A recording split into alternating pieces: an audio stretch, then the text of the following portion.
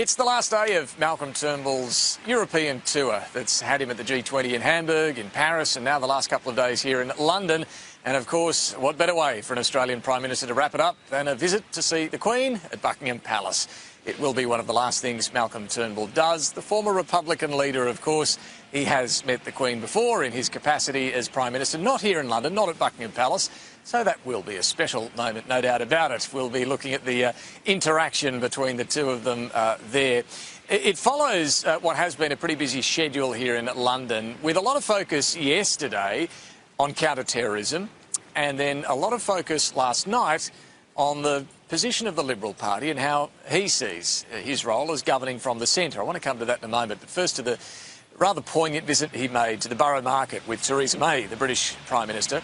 This was the scene of last month's terrorist attack, the latest terror attack in this country, when three knife-wielding extremists, Islamic extremists, wounded 50 people on their rampage and killed 8. That included 2 young Australian women, Kirsty Bowden and Sarah Zelenak. The two Prime Ministers toured the area. They spoke to some of the shop owners there about the terrifying ordeal they went through on the day. One shop owner explaining how he had to... customers were barricaded inside his shop. They were so terrified at what was happening.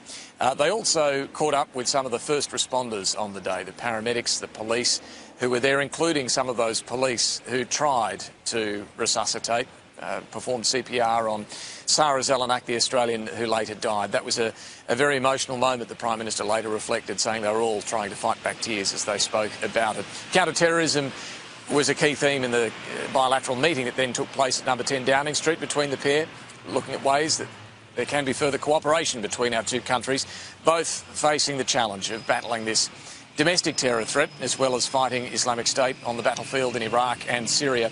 They also spoke about trade and their hopes for a free trade agreement once Britain leaves the European Union, because they can't negotiate any free trade agreement until that takes place.